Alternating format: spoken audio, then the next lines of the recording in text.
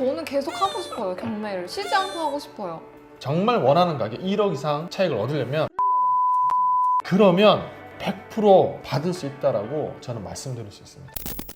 투자 방법이 굉장히 제한적이다 하시잖아요. 저는 항상 그 기준을 그냥 매사자를 써야지 이 생각을 하다 보니까 이게 좀 해도 되는데 네. 매매 사업자를 할 거면 생각보다 엄청 꾸준히 해야 돼요. 투자를 내가 어느 정도로 꾸준하게 해야 될까요?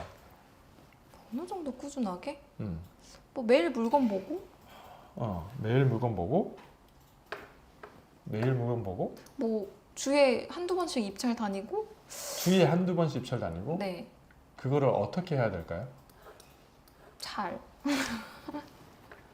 그런데 네. 이게 이 많은 분들이 매매 사업자 관련돼서 투자를 하려고 생각을 하시고 지금 접근하고 계신 걸로 알고 있는데 저 역시도 매매 사업자를 내서 꾸준하게 이게 단기 매도를 할 수 있으면 하겠죠. 네. 그런데 그게 내가 이런저런 투자를 하는데 어떤 물건이 걸려서 매매 사업자로 처리하겠다 그건 오케이. 근데 매매 사업자를 내고 매매 사업자로 모든 걸 하겠다 그러면 쉽지 않아요 생각보다.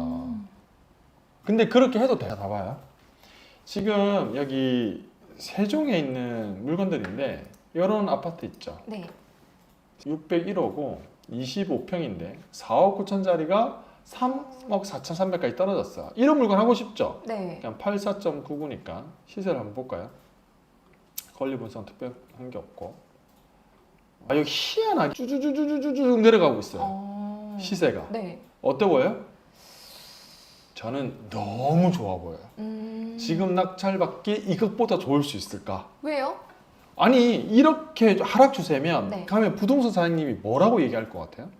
사장님이 아주 나쁘게 얘기할 거고 못 판다는 얘기를 할 거예요. 네. 할 건데 지금 솔직히 서울도 그렇고 경기도권 전반적으로 보면 이렇게 올랐다가 바닥을 찍었다가 다시 올라간 것도 많잖아요. 많죠. 그런 맥락으로 본다면 이 정도에 받으면 이것보다 더 내려갈 수 있을까요? 84가? 아니요.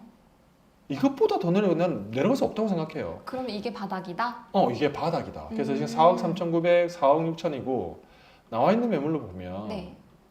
평소 84니까 제일 싼 게 4억 2천이란 말이에요. 네. 그렇다면 이 물건 낙찰 받으면 손해 볼 일 있을까요? 없을까요? 없죠.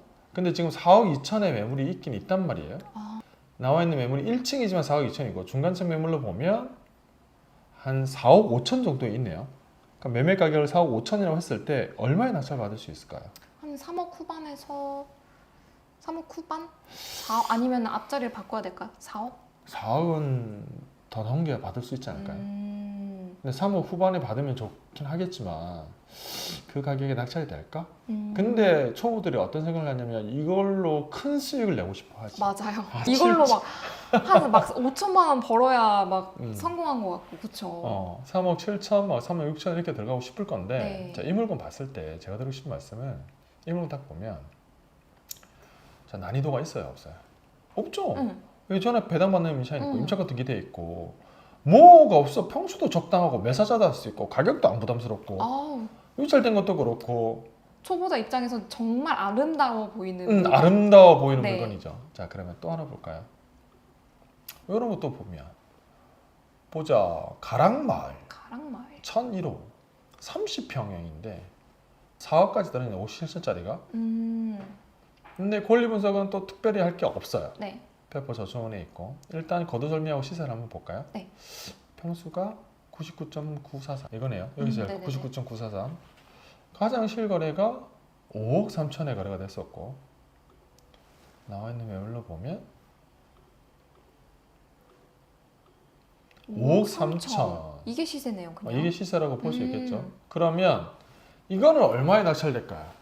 4억 7천. 4억 7천 정도 받으면 8천, 9천 들어가고 5억 3천에 판다고 했을 때 1, 2천? 1, 2천? 근데 이건 매사자가 안 되죠. 그쵸. 매사자가 안 된단 말이에요. 네. 근데 이런 물건도 봤을 때 근데 초보들은 어떤 생각해요? 이런 물건으로도 5천에서 한 1억 정도 벌 생각하죠. 내가 뭐 잘 해보면 되지 않을까 싶어서. 맞아요. 이 물건도 봤을 때 특별하게 뭐가 있어요? 없어요? 없어요. 없죠. 지금 근데 여기 세종에 이런 데 보면 이런 아파트 물건이 어마어마하게 많습니다. 여기도 있고 여기 7억짜리도 있고 여기 보면 또 8억짜리 있고 여기도 아파트 있고 4억, 3억, 1억. 3억짜리도 있고 진짜 많이. 여기도 보면 6억짜리도 6억. 있고 엄청 많죠. 네. 여기 또 4억짜리도 있어요. 이런 4억짜리도 있어요. 자, 이런 물건 뭐 권리 분석할 것도 없고 다 배당받아가고 아무런 문제가 없어요. 네. 자, 이런 물건을 투자를 하려면 제가 수업을 하면서도 말씀드린 건데 이런 물건 하라는 거야 하지 말라는 거예요. 해도 된다. 근데 어떻게 해야 된다? 근데 어떻게 알아셨죠? 해도 되지만 다른 포인트를 가지고 봐라. 지금 북한이 사시는 곳도 이런 물건들 엄청 많을걸요. 맞아요. 이 가격대 이하로 떨어져서는 저는 손해보기 굉장히 힘들다라고 생각을 하는데요. 물론 각자의 판단이니까. 근데 이런 물건, 이 세종뿐만 아니라 경기 김포 신도시도 그렇고 이 일동탄도 그렇고 이 정도 금액대에 물건 난이도도 낮고 내 투자금도 할 수 있고 물건 자체는 하기 좋은 것들 되게 많잖아요. 네. 그럴 때 어떻게 해야 되냐면 제가 한 가지 보여드리고 싶은 게 있어요. 매각사를 이 물건 한번 볼게요. 그래서 이 물건 꼭 말씀드리고 싶었던 거였었는데 네. 여기 세종에 있는 8월 13일에 낙찰된 거예요. 네.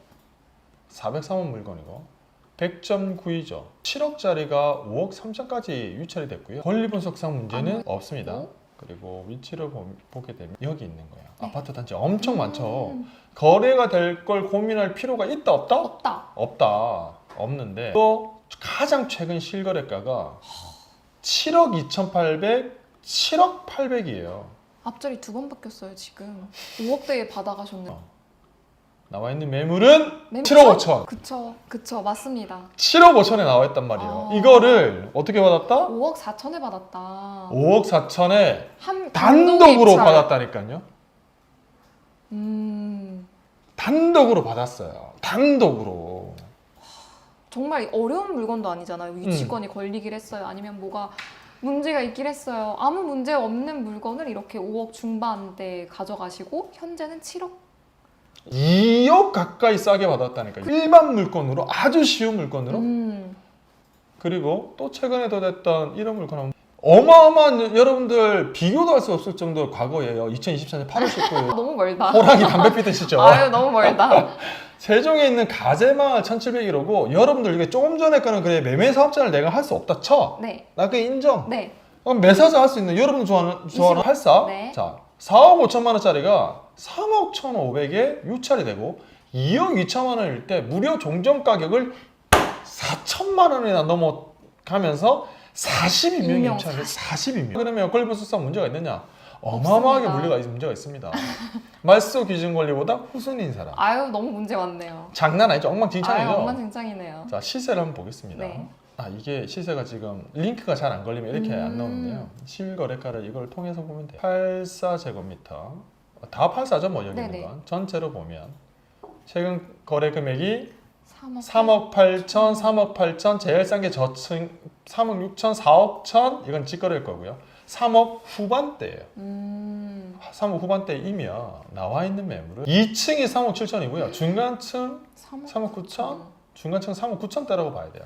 자, 이 물건이 매매 사업자라고 할 수도 있는 17층 1호 물건이 얼마에 낙찰됐다? 3억 5천. 5천. 중요한 건 2024년 7월 15일 날 3억 1,500만 원일 때 유찰.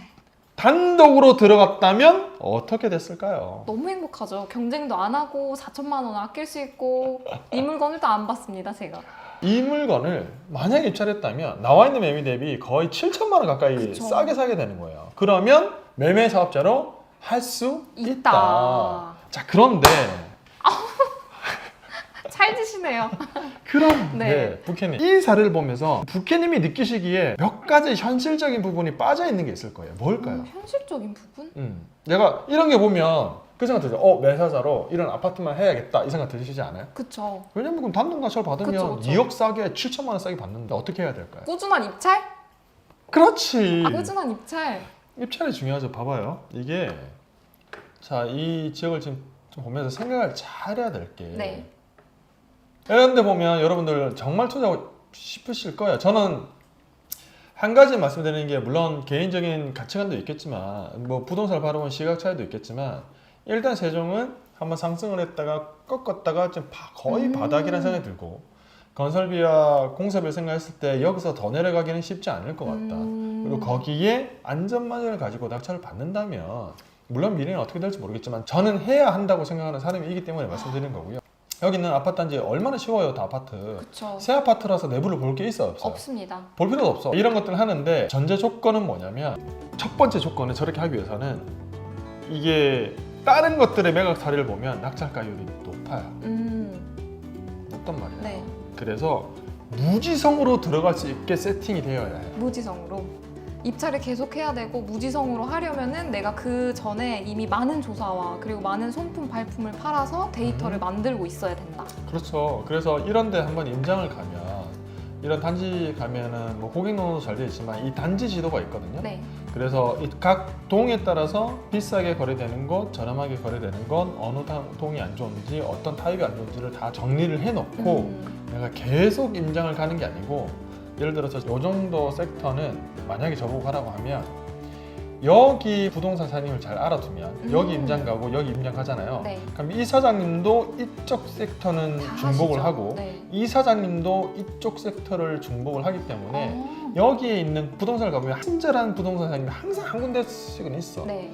거기 연락 잘 해놓고 여기 연락 잘 해놓고 나면 처음에 내가 이 물건을 세팅하기 위해서는 시간이 걸리겠지만 네. 임장을 하면서 내가 그 임장 지도라든지 관계를 잘 맺어놓고 나면 다음부터는 직접적으로 임장을 안 가도 입찰할 수 있게 세팅을 해놓은 다음 무지성으로 정말 원하는 가격 1억 이상 차익을 얻으려면 플러라고 계속 나와야 돼요. 그러면 100% 받을 수 있다라고 저는 말씀드릴 수 있습니다. 진짜 낚싯대를 계속 던져야 하는 거군요. 그렇죠. 표현 좋았어요. 맞습니다. 그렇게 해야지만 되는데 제가 드리고 싶은 말씀은 많은 초보분들이 투자를 하면서 그렇게 하지 않아요. 한 3건 입찰하고 나서 먹을 게 없다 이렇게 얘기를 하시는데 여러분들이 안 찾아보셔서 그렇지 주변에 이런 사례는 정말 심심치 않게 많이 발생합니다. 맞습니다. 또 줄리님이 저 멋지다고 초보의 마음을 대변해준 이런 또 채팅 한마디가 저의 마음을 아주 녹입니다, 녹여.